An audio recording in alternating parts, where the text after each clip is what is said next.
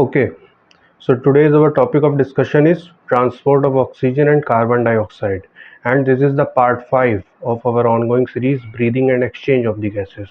तो अगर आपने पार्ट 1, 2, 3 एंड 4 नहीं देखा है तो पहले उसको देखिए ताकि आपका कॉन्सेप्ट और बेहतर तरीके से बिल्ड हो सके। तो आइए आज का टॉपिक शुरू करते हैं। देखिए, लास्ट टॉपिक में हम लोगों ने एक्सचेंज ऑफ द गैसेस पढ़ा था, ठीक।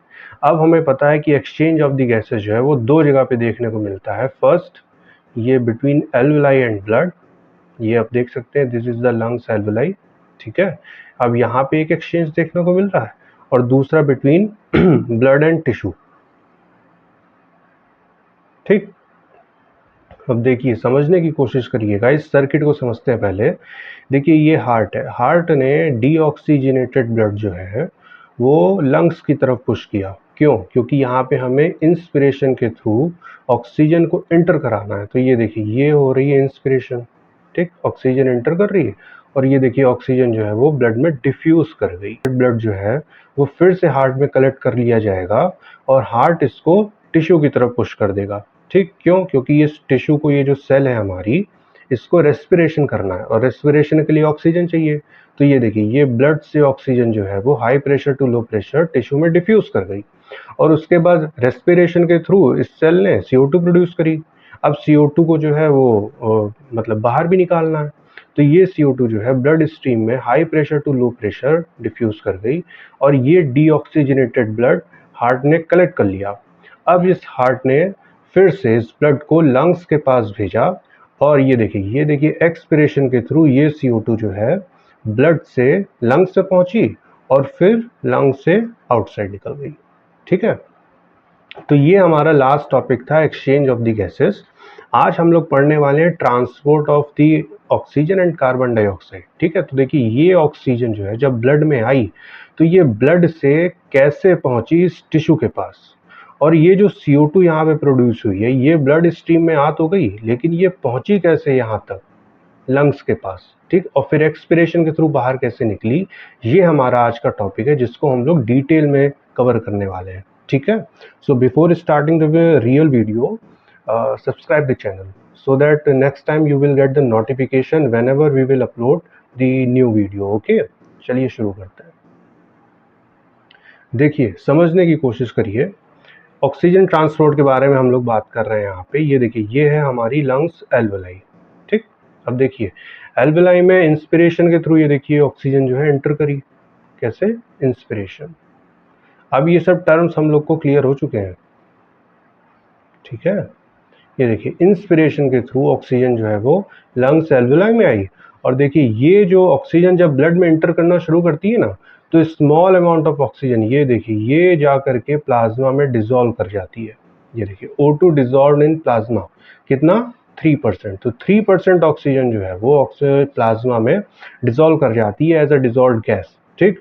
फिर रेस्ट जो 97 पार्ट है, ये ऑक्सीजन जो है वो RBC के अंदर एंटर करना शुरू कर देती है।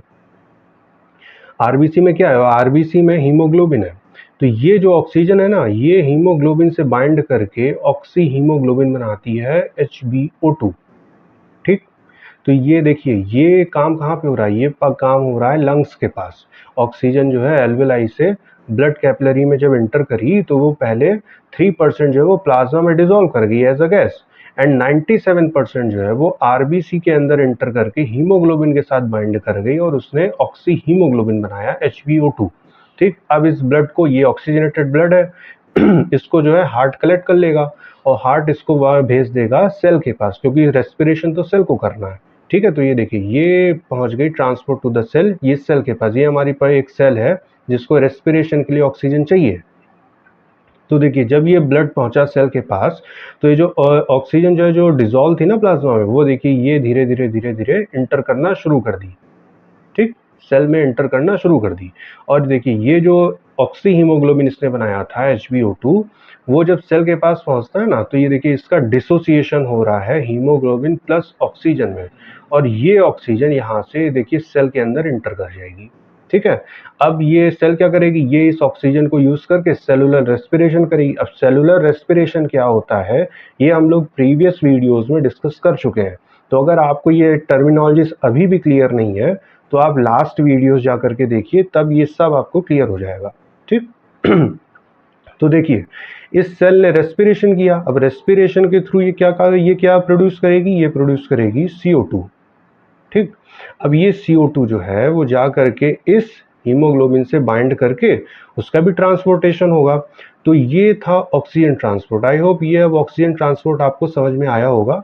नेक्स्ट स्लाइड पे हम लोग CO2 के ट्रांसपोर्ट को कवर करेंगे। ठीक है, देखिए समझने की कोशिश करिएगा कि अभी लास्ट स्लाइड में हम लोगों ने ऑक्सीजन ट्रांसपोर्ट के बारे में पढ़ा। वहाँ पे हमने देखा कि ऑक्सीजन का जो ट्रांसपोर्ट होता है ना, वो 2 तरीके से होता है। ठीक। और CO2 का ट्रांसपोर्ट, अब देखिए अब हम लोग CO2 का ट्रांसपोर्ट पढ़ने जा रहे हैं, तो हमें ये पता होना चाहिए कि CO2 का ट्रांसपोर्ट जो है वो 3 तरीके से होता है। 3 तरीके से होता है। देखिए समझने की कोशिश करिए। सेलुलर रेस्पिरेशन हुआ, सेल में, सेल ने CO2 प्रोड्यूस करी। ठीक।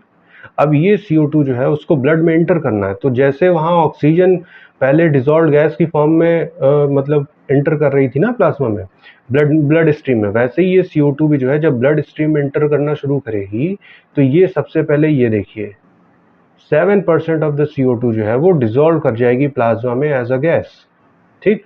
फिर रेस्ट 23% जो है, देखिए ये CO2 RBC के अंदर एंटर करना शुरू करेगी। ठीक। ये हमारी RBC है, आप देख सकते हैं। इस RBC के अंदर क्या है, हीमोग्लोबिन है। ठीक। तो ये जो CO2 है ना, ये RBC के अंदर एंटर करेगी और हीमोग्लोबिन से बाइंड करके HbCO2 बनाएगी। HbCO2 का नाम हमें याद रखना है कार्बामीनो हीमोग्लोबिन। इसको डीऑक्सी हीमोग्लोबिन से कंफ्यूज नहीं करेंगे, इसका नाम है कार्बामीनो हीमोग्लोबिन। ठीक। तो देखिए 23% जो CO2 का ट्रांसपोर्ट होगा वो कार्बामीनो हीमोग्लोबिन की फॉर्म में होगा। फिर नेक्स्ट रेस्ट जो है 70% जो है, ये जो CO2 है ना, ये RBC के अंदर जो वाटर मॉलिक्यूल मौजूद है उनके साथ रिएक्ट करके कार्बोनिक एसिड बनाती है, H2CO3 in the presence of enzyme carbonic anhydrase. ठीक। अब इस H2CO3 का फर्दर डिसोसिएशन हो जाएगा HCO3 माइनस बाइकार्बोनेट आयन और H प्लस में। ठीक है। तो देखिए CO2 का ट्रांसपोर्ट जो है वो 3 तरीके से हो रहा है। फर्स्ट डिजॉल्व गैस की फॉर्म में, सेकेंड कार्बामीनो हीमोग्लोबिन की फॉर्म में, एंड थर्ड बाइकार्बोनेट की फॉर्म में। ठीक है। अब ये जो बाइकार्बोनेट आयन बना, ये RBC से प्लाज्मा में एंटर कर जाएगा। ये बाइकार्बोनेट RBC से निकलकर प्लाज्मा में आ जाएगा। ठीक है। और इसके रिस्पांस में एक क्लोराइड आयन जो है वो प्लाज्मा से निकल करके RBC में एंटर कर जाता है just to maintain ionic balance. और इसकी ये जो शिफ्टिंग आप देख रहे हैं ना क्लोराइड आयन की, ये प्लाज्मा में था, क्योंकि ये HCO3 माइनस RBC से निकलकर प्लाज्मा में आ गया, इसलिए ये जो क्लोराइड आयन है ना, ये आयनिक बैलेंस मेंटेन करने के लिए प्लाज्मा से RBC के अंदर इंटर कर जाता है। इसको हम लोग क्लोराइड शिफ्ट बोलते हैं। तो ये टर्मिनोलॉजीज याद रखिएगा, क्लोराइड शिफ्ट क्या है और कहाँ पे पाई जाती है। तो क्लोराइड शिफ्ट हमें हमेशा टिश्यू के पास देखने को मिलेगी। ठीक है। अब देखिए, अब इस डीऑक्सीजनेटेड ब्लड को हार्ट में कलेक्ट कर लिया जाएगा और हार्ट इसको जो है लंग्स की तरफ पुश करेगा, क्योंकि उसको एक्सपिरेशन के थ्रू इस CO2 को बाहर निकालना है। ठीक है। तो ये देखिए ट्रांसपोर्ट टू द लंग्स। अब ये ब्लड जो है, ये देखिए लंग्स के पास आ गया। ठीक। अब लंग्स के पास आ गया तो देखिए सबसे पहले जो डिजॉल्व CO2 थी ना, ये देखिए ये है हमारी लंग्स एल्वेलाई। ठीक। तो देखिए अब CO2 3 तरीके से आई है, डिजॉल्व गैस की फॉर्म में आई है, कार्बामीनो हीमोग्लोबिन की फॉर्म में आई है, एंड बाइकार्बोनेट की फॉर्म में आई है। ठीक है। तो देखिए सबसे पहले ये जो डिजॉल्व CO2 है, ये देखिए ये निकलना शुरू कर देगी आउटसाइड। ठीक। फिर देखिए HbCO2 का यहाँ पे डिसोसिएशन हो जाएगा हीमोग्लोबिन प्लस CO2 में, और ये CO2 बाहर निकाल दी जाएगी। ठीक है। अब देखिए समझने का कॉन्सेप्ट यहाँ पे है। ये देखिए यहाँ पे हम लोगों ने देखा था कि बाइकार्बोनेट आयन जो है वो RBC से निकल करके प्लाज्मा में एंटर कर रहा था। ठीक है। यहाँ पे जब ये ब्लड जो है लंग्स के पास आएगा तो ये जो HCO3 माइनस है, ये प्लाज्मा से अगेन RBC में एंटर कर जाएगा। ठीक। अब देखिए वहां पे क्लोराइड आयन जो है उसके रिस्पांस में एंटर किया था, क्लोराइड शिफ्ट हुई थी। तो यहाँ पे ये जो क्लोराइड आयन जो है, जो RBC के अंदर एंटर किया था, वो RBC से निकल करके वापस से प्लाज्मा में चला जाएगा। इसको हम लोग रिवर्स क्लोराइड शिफ्ट बोलेंगे। ठीक है, ये पॉइंट आपको याद रखना है कि रिवर्स क्लोराइड शिफ्ट हमें कहाँ देखने को मिलती है। तो आइए फिर से देखिए, कॉन्सेप्ट देखिए कि ये जो बाइकार्बोनेट था ये प्लाज्मा से निकल करके आरबीसी में एंटर किया और यहाँ पर ये H+ के साथ मिल करके अगेन कार्बोनिक एसिड बनाएगा H2CO3 in the presence of enzyme carbonic anhydrase. ठीक है, और फिर ये H2CO3 का फर्दर डिसोसिएशन हो जाएगा H2O + CO2 में, और ये CO2 जो है ये देखिए एक्सपिरेशन के थ्रू वापस से बाहर निकाल दी जाएगी। ठीक, इस तरीके से CO2 का ट्रांसपोर्ट होगा। आई होप अब ये आपको टॉपिक क्लियर हो गया होगा कि ऑक्सीजन का ट्रांसपोर्ट कैसे होता है और CO2 का ट्रांसपोर्ट कैसे होता है। याद रखने की चीज ये है कि ऑक्सीजन का ट्रांसपोर्ट जो है वो 2 तरीके से देखने को मिलता है, ठीक है, और CO2 का ट्रांसपोर्ट हमें 3 तरीके से देखने को मिलता है। ये पॉइंट याद रखने हैं। ठीक, आइए नेक्स्ट स्लाइड देखते हैं। देखिए नेक्स्ट स्लाइड भी वही प्रीवियस कॉन्सेप्ट है हमारा, transport of oxygen and carbon dioxide, लेकिन हमें आपको यहाँ पे ना Bohr effect and harden effect के बारे में समझाना है। Bohr effect and harden effect ये क्या होते हैं? देखिए, बोहर इफेक्ट और हार्डन इफेक्ट को समझने से पहले हमें ऑक्सीजन एंड कार्बन डाइऑक्साइड का ट्रांसपोर्ट पूरी तरीके से क्लियर होना चाहिए, वरना ये टॉपिक समझ में नहीं आने वाला है। देखिए यहाँ पे समझने की कोशिश करिए कि ये पहली बात ऑक्सीजन का ट्रांसपोर्ट हुआ, ऑक्सीजन जो है ब्लड में एंटर करी और वो टिश्यू की तरह टिश्यू के पास आ गई। अब देखिए यहाँ पे टिश्यू में क्या, ये डीऑक्सीजनेटेड टिश्यू है हमारा। ठीक, this is our deoxygenated tissue जिसे ऑक्सीजन चाहिए रेस्पिरेशन के लिए। तो इसका मतलब यहाँ पे CO2 की कॉन्सेंट्रेशन बहुत हाई होगी और ऑक्सीजन की कॉन्सेंट्रेशन जो है वो लो होगी। ठीक है, ऑक्सीजन कॉन्सेंट्रेशन जो है वो लो होगी। अब देखिए ये ब्लड आया HbO2 की फॉर्म में। ठीक है, तो HbO2 का देखिए फर्दर डिसोसिएशन होने लगता है ऑक्सीजन प्लस हीमोग्लोबिन में। ठीक, हमें ये पॉइंट यहाँ पे याद रखना है कि हीमोग्लोबिन की जो बाइंडिंग एफिनिटी होती है ना वो ऑक्सीजन के साथ कम और CO2 के साथ ज़्यादा होती है। ठीक, फिर से हम इस पॉइंट को रिपीट करते हैं कि जो सॉल्युबिलिटी है हीमोग्लोबिन की CO2 के साथ वो हाई है। तो देखिए ये डीऑक्सीजनेटेड टिश्यू है, यहाँ पे CO2 की कॉन्सेंट्रेशन हाई होगी, तो ये CO2 धीरे धीरे ब्लड स्ट्रीम में एंटर करना शुरू कर देगी। ठीक है, 3 तरीके से ट्रांसपोर्ट हम लोग देख ही चुके हैं। तो जैसे ही ये ब्लड में इंटर करना शुरू करेगी, ये जो हीमोग्लोबिन है ना, इसकी एफिनिटी जो है वो ऑक्सीजन के साथ ये देखिए कम होना शुरू हो गई। ये देखिए ये ब्रेक कर गया O2 + Hb में। मतलब कहने का ये है कि डिक्रीज देखने को मिलता है यहाँ पे टिश्यू में। क्या देखने को मिलता है? Decrease in the affinity of haemoglobin with oxygen. क्यों? Due to increased CO2 and H+। ठीक है, तो देखिए टिश्यू में क्या है, डीऑक्सीजनेटेड टिश्यू है हमारा, यहाँ पे CO2 हाई होगी, तो जो हीमोग्लोबिन है वो CO2 से बाइंड करना शुरू कर देगा और ऑक्सीजन को छोड़ देगा। इसी को हम लोग कहते हैं बोहर इफेक्ट। बोहर इफेक्ट क्या हुआ? फिर से देखिए, decrease in the affinity of haemoglobin with oxygen due to increased CO2 and H+। ये देखिए H+ यहाँ पे प्रोड्यूस हो रहा है ना, CO2 and H2O carbonic anhydrase enzyme के प्रेजेंस में। ये देखिए HCO3- + H+। तो ये जो H+ यहाँ पे हाई है, यहाँ पे याद रखिएगा टिश्यू के अंदर जो है high CO2 and high H+। इसके कारण क्या होता है, जो एफिनिटी है हीमोग्लोबिन की वो ऑक्सीजन के साथ कम हो जाती है और हीमोग्लोबिन ऑक्सीजन को छोड़ करके CO2 के साथ बाइंड कर जाता है।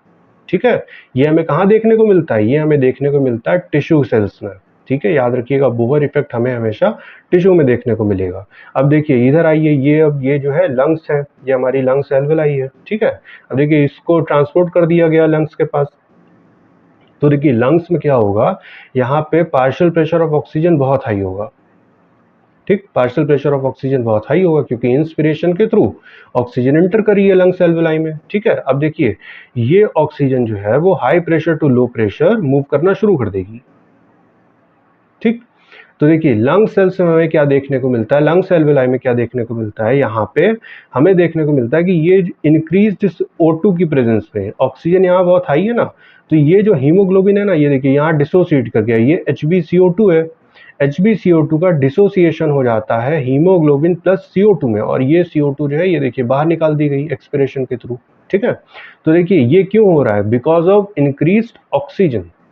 तो हार्डन इफेक्ट समझने की कोशिश करिए। यहाँ पे हीमोग्लोबिन की जो एफिनिटी है वो CO2 के साथ जो है कम हो रही है, decrease in the affinity of haemoglobin with CO2। क्यों? Due to the increased oxygen. ये देखिए लंग्स में एल्वेलाई में ऑक्सीजन का जो है पार्शियल प्रेशर बहुत हाई होता है, तो ये high pressure to low pressure move करना शुरू कर देती है। ठीक है, तो जब ये ऑक्सीजन जो है इंटर करना ब्लड में शुरू कर देती है, तो ये जो हीमोग्लोबिन है इसकी एफिनिटी CO2 के साथ कम हो जाती है और ये CO2 को यहाँ पे छोड़ करके ऑक्सीजन के साथ बाइंड करना शुरू कर देता है। ये देखिए HbCO2 का डिसोसिएशन हुआ CO2 प्लस हीमोग्लोबिन, और ये हीमोग्लोबिन फ्री फॉर्म में आकर के ऑक्सीजन के साथ बाइंड करके ऑक्सी हीमोग्लोबिन बनाता है। ठीक है, this is known as Haldane effect. तो हाल्डेन इफेक्ट हमें कहाँ देखने को मिलता है? हाल्डेन इफेक्ट हमें हमेशा लंग्स एल्वेलाई में देखने को मिलता है। ठीक है, तो ये बोहर इफेक्ट और हाल्डेन इफेक्ट एक दूसरे के ऑपोजिट होते हैं। बोहर इफेक्ट हमें कहाँ देखने को मिलता है? बोहर इफेक्ट हमें हमेशा टिश्यूज में देखने को मिलता है। ठीक है, और हाल्डेन इफेक्ट लंग्स में देखने को मिलता है। ये है क्या? हाल्डेन इफेक्ट जो है decrease in the affinity of haemoglobin with CO2 due to increased oxygen. जब ऑक्सीजन बहुत हाई कॉन्सेंट्रेशन में मौजूद होगी तो हीमोग्लोबिन CO2 को छोड़ करके ऑक्सीजन के साथ बाइंड करना शुरू कर देगा। ये कहाँ पे होता है? ये होता है लंग्स में। ठीक, बोहर इफेक्ट क्या है? Decrease in the affinity of haemoglobin with oxygen due to increased CO2 and H+। ठीक है, तो ये हमें हमेशा टिश्यू में देखने को मिलता है, क्योंकि टिश्यू में CO2 की कॉन्सेंट्रेशन हाई होती है और H+ हाई होता है, तो ये हीमोग्लोबिन ऑक्सीजन को छोड़ करके CO2 के साथ बाइंड करना शुरू कर देता है। It's all about Bohr effect and Haldane effect. I hope ये डायग्राम भी अब आपको क्लियर हो गया होगा। ठीक है, आइए देख लेते हैं नेक्स्ट स्लाइड। देखिए नेक्स्ट स्लाइड है हमारी ऑक्सीजन हीमोग्लोबिन डिसोसिएशन कर्व। ये बहुत इंपॉर्टेंट ग्राफ है, इसको समझने की कोशिश करिए। देखिए इधर दिया हुआ है percentage saturation haemoglobin with oxygen. ठीक, this is the saturation with oxygen. आप इसको नॉर्मल ऐसे ही समझ सकते हैं कि ये है haemoglobin saturation with O2 with O2। ठीक है, अब देखिए यहाँ पे पार्शियल प्रेशर ऑफ ऑक्सीजन दिया हुआ है PO2। ठीक, तो देखिए इसका ये जो नॉर्मल ग्राफ है ये बीच वाला है, ये एक सिग्मोइडल ग्राफ है। अभी हम इसको समझते हैं ठीक है, तो देखिए ये ग्राफ जो है ये कैसा है? ये सिग्मोइडल ग्राफ है। इसका क्या मतलब होता है? देखिए समझने की कोशिश करिए कि देखिए ये है बाइंडिंग ऑफ हीमोग्लोबिन। इसको ऐसे ही आप समझ सकते हैं, ये जो हीमोग्लोबिन सैचुरेशन लिखा है ना, इसको साधारण भाषा में हम कह सकते हैं binding of haemoglobin with oxygen. ठीक तो देखिए समझने की कोशिश करिएगा, जैसे जैसे हम लोग ऑक्सीजन का प्रेशर बढ़ाते हैं, ये देखिए जैसे जैसे ऑक्सीजन इंक्रीज कर रही है ना, वैसे वैसे ये देखिए बाइंडिंग हीमोग्लोबिन के साथ इसकी इंक्रीज कर रही है। ये देखिए पहले ये यहाँ पे ये देखिए PO2 की वैल्यू कम थी, तो ये देखिए बाइंडिंग भी कम थी। ठीक है, उसके बाद जैसे जैसे हमने इसको इंक्रीज किया, ये देखिए बाइंडिंग इंक्रीज करती गई। ठीक, लेकिन एक पॉइंट के बाद ये देखिए यहाँ पे हमको ये देखिए सैचुरेशन देखने को मिल रहा है कि अब फर्दर कोई इंक्रीज नहीं हो रहा है। इसी को हम लोग बोलते हैं सिग्मोइडल ग्राफ। मतलब ये है कि देखिए पहले जैसे जैसे हमने O2 की वैल्यू बढ़ाई, हमें binding of haemoglobin with oxygen जो है इंक्रीज करती गई, लेकिन एक टाइम बाद हमें यहाँ पे सैचुरेशन देखने को मिल रहा है, प्लेट्यू देखने को मिल रहा है। इसका मतलब ये है कि अब हीमोग्लोबिन की जो फ्री साइट्स हैं वो अवेलेबल नहीं है ऑक्सीजन से बाइंड करने के लिए। मतलब जितना हीमोग्लोबिन था वो ऑक्सीजन से बाइंड कर चुका है। ठीक है, इसीलिए अब फर्दर हमें कोई इंक्रीज देखने को नहीं मिल रहा है। ठीक है, ये पॉइंट समझ में आया आपको? ठीक, जैसे जैसे हम लोग O2 बढ़ाते हैं, ये देखिए बाइंडिंग जो है वो इंक्रीज कर रही है, लेकिन एक पॉइंट के बाद हमें सैचुरेशन देखने को मिल रहा है जहाँ पे फर्दर कोई इंक्रीज नहीं है। इसका मतलब जितनी भी एक्टिव साइट्स थी वो मतलब ऑक्यूपाई कर ली गई हैं ऑक्सीजन के थ्रू। ठीक है, हीमोग्लोबिन की। अब देखिए बात समझने की कोशिश करिएगा, इस डायग्राम में हमें दो अल्टरेशंस देखने को मिलते हैं। ये है हमारा शिफ्ट टू राइट, ये जो ग्रीन वाला आप देख रहे हैं ये है हमारा शिफ्ट टू राइट, एंड ये है हमारा शिफ्ट टू लेफ्ट, ये पर्पल वाला। ठीक है, अब देखिए समझने की कोशिश करिए, ये डायग्राम ये कहता है कि जो ऑक्सीजन का ट्रांसपोर्ट है वो सिर्फ और सिर्फ ऑक्सीजन पर ही डिपेंड नहीं करता, वो कुछ अदर फैक्टर्स हैं, कुछ सपोर्टिंग फैक्टर्स है, लाइक CO2 हुआ, H+ हुआ। ठीक है, आप टेम्परेचर को भी इसमें काउंट कर सकते हैं। ये जो है इन्वर्सली प्रोपोर्शनल होते हैं affinity of haemoglobin with oxygen. देखिए समझने की कोशिश करिए, इस फॉर्मूले को समझने की कोशिश करिए, इससे आप कॉन्सेप्ट को बहुत अच्छे से समझ सकते हैं। देखिए अभी हम लोगों ने नॉर्मल इसका ग्राफ देखा तो ये हमें सिग्मॉइड कर्व में मिला, ठीक है, सिग्मॉइड कर्व हम समझ चुके हैं। अब देखिए इसके दो मॉडिफिकेशन देखने को मिलते हैं कि अगर CO2 की कॉन्सेंट्रेशन हाई होगी, जैसा अभी हम लोग बोहर इफेक्ट में देख चुके हैं, डीऑक्सीजनेटेड टिश्यू में देख चुके हैं, जहाँ पे CO2 एंड H+ हाई होता है। तो देखिए CO2 और H+ अगर हाई होंगे तो ऑक्सीजन की जो एफिनिटी है हीमोग्लोबिन के साथ वो डिक्रीज कर जाएगी। फिर से समझिए, अगर CO2 और H+ की कॉन्सेंट्रेशन हाई होगी तो हीमोग्लोबिन की ऑक्सीजन के साथ एफिनिटी कम कर जाएगी, इसीलिए हमने इन्वर्सली प्रोपोर्शनल कहा, ठीक है। तो अगर देखिए अगर हम लोग CO2 और H+ टेम्परेचर को इंक्रीज करेंगे तो affinity of haemoglobin with oxygen जो है डिक्रीज कर जाएगी। तो देखिए अगर हम लोग देखिए PO2 को हमने मान लीजिए पर्टिकुलर पॉइंट पे कांस्टेंट कर दिया लाइक 30, देखिए अभी तक नॉर्मली हमको 30 पे मान लीजिए ये देखने को मिल रहा था, ठीक, 50 वैल्यू मान लीजिए देखने को मिल रही थी, ठीक। अब हमने कहा कि ऑक्सीजन का ट्रांसपोर्ट जो है सिर्फ और सिर्फ ऑक्सीजन की अवेलेबिलिटी पर डिपेंड नहीं करता, ये CO2 H+ टेम्परेचर जैसे सपोर्टिंग फैक्टर्स पर भी डिपेंड करता है। तो अगर हम PO2 को कांस्टेंट कर दें तो देखिए सेम पॉइंट पर ये देखिए एफिनिटी जो है डिक्रीज कर गई, binding of haemoglobin with O2 decrease कर गई। क्यों? तो ये हमें शिफ्ट टू राइट क्यों देखने को मिला? शिफ्ट टू राइट हमें इसलिए देखने को मिला, ये देखिए यहाँ पे बाइंडिंग कम हो गई, इसका मतलब जो है, ये देखिए बाइंडिंग कम हो गई, इसका मतलब हमें राइट शिफ्ट देखने को मिलेगा, ठीक है, राइट शिफ्ट हमें देखने को मिलेगा। अच्छा ये कहाँ पे देखने को मिलता है? ये हमें देखने को मिलता है बोहर इफेक्ट में, ठीक, ये हमें बोहर इफेक्ट में देखने को मिलता है। बोहर इफेक्ट में क्या होता है, वहां पे CO2 जो है हाई होती है टिश्यू के अंदर, तो जो ऑक्सीजन की जो बाइंडिंग है ना वो कम हो जाती है, ठीक है, ये बोहर इफेक्ट में देखने को मिलता है, ठीक। अब देखिए ये शिफ्ट टू राइट मुझे लगता है आप लोग को समझ में आ गया होगा। अब देखिए अब अगर हम इनकी वैल्यू कम कर दें, CO2 H+ एंड टेम्परेचर अगर कम होगा तो affinity of haemoglobin with oxygen जो है वो इंक्रीज कर जाएगी। ये देखिए सेम पॉइंट पे अगर ये देखिए PO2 जो है हमारा कांस्टेंट है, और देखिए ये देखिए मॉडिफिकेशन, यहाँ पे देखिए एफिनिटी इंक्रीज कर गई, इसका मतलब क्या हुआ? इसका मतलब है यहाँ पे हमें हाल्डेन इफेक्ट देखने को मिलेगा, ठीक। अब याद करिए कि हाल्डेन इफेक्ट क्या होता है। देखिए हाल्डेन इफेक्ट में हम लोगों ने देखा था ये लंग्स एल्वेलाई के पास लंग सेल्स में देखने को मिला था हाल्डेन इफेक्ट, जहाँ पे CO2 कम होती है और ऑक्सीजन ज़्यादा होती है, ठीक है। तो अगर CO2 H+ एंड टेम्परेचर कम होंगे तो हीमोग्लोबिन की ऑक्सीजन के साथ एफिनिटी इंक्रीज कर जाएगी। तो देखिए PO2 कांस्टेंट है, ठीक है, CO2 कम है, H+ कम है, तो देखिए सेम PO2 पर ये देखिए एफिनिटी इंक्रीज कर गई। ये जो एफिनिटी इंक्रीज कर गई इसी को हम लोग शिफ्ट टू लेफ्ट बोलते हैं, ठीक है। तो ये ग्राफ हमें ये बताता है कि ऑक्सीजन का ट्रांसपोर्ट सिर्फ और सिर्फ ऑक्सीजन की अवेलेबिलिटी पर ही डिपेंड नहीं करता, कुछ सपोर्टिंग फैक्टर्स पर भी डिपेंड करता है, जैसे CO2 की कॉन्सेंट्रेशन क्या है, H+ क्या है, टेम्परेचर क्या है। तो इसको हमेशा ऐसे याद रखिएगा, CO2 H+ एंड टेम्परेचर जो है वो इन्वर्सली प्रोपोर्शनल होते हैं affinity of haemoglobin with oxygen से।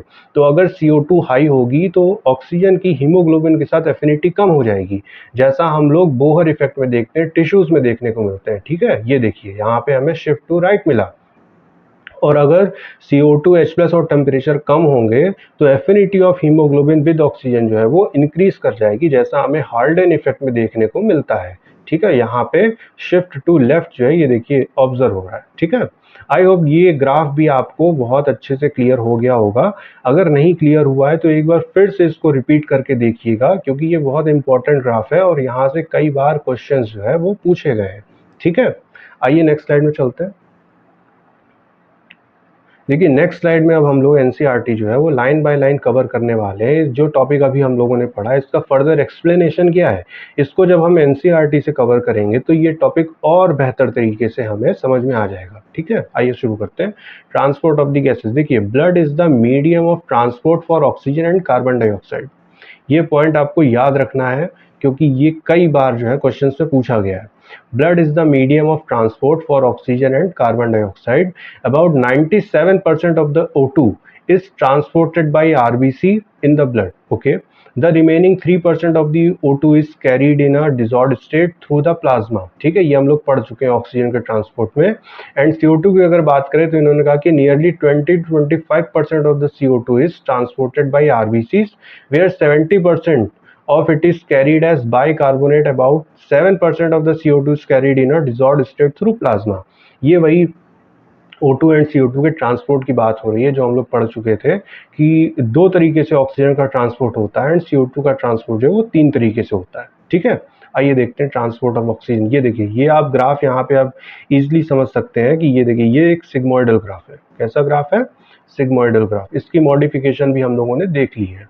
This is sigmoidal graph. ठीक, जैसे जैसे हम लोग partial pressure of oxygen increase कर रहे हैं, इसकी बाइंडिंग हीमोग्लोबिन से जो है इंक्रीज कर रही है, लेकिन एक सर्टेन पॉइंट के बाद हमें कोई इंक्रीज देखने को नहीं मिलता। क्यों?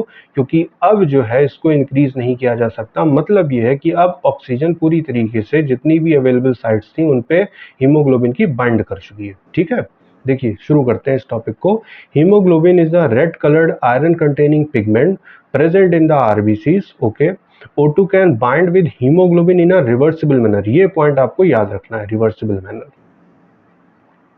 To form oxyhaemoglobin HbO2।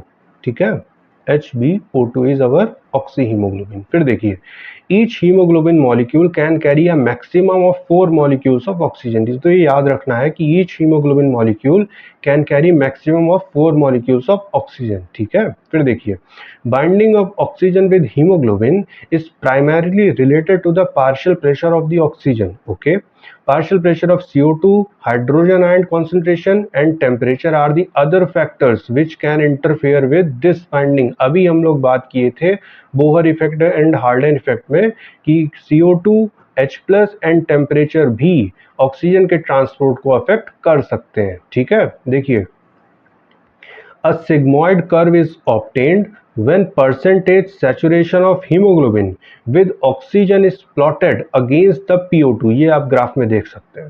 ठीक है, this curve is called the oxygen hemoglobin dissociation curve, okay, and is highly useful in studying the effect of the factors like PCO2, H+ concentration etc। ठीक है, यहाँ पे आप टेम्परेचर भी जो है वो कंसीडर कर सकते हैं on binding of oxygen with haemoglobin. Okay, फिर नेक्स्ट देखिए, in the alveoli where there is high PO2, alveoli cells में ऑक्सीजन कॉन्सेंट्रेशन जो है वो हाई होती है, low PCO2, lesser H+ concentration and lower temperature, the factors are all favourable for the formation of oxyhaemoglobin. हम लोग इसके बात कर चुके हैं, डिटेल में देख चुके हैं इसको। ठीक है, तो इसमें कोई प्रॉब्लम होनी नहीं चाहिए आपको। फिर देखिए, whereas in the tissues where low PO2, tissue में चूंकि डीऑक्सीजनेटेड टिश्यू की बात हो रही है तो यहाँ पे देखिए पार्शियल प्रेशर ऑफ ऑक्सीजन जो है लो है, हाई क्या है? High PCO2। ओके, अब ये क्लियर हो गया, ये डीऑक्सीजनेटेड टिश्यू की बात हो रही है।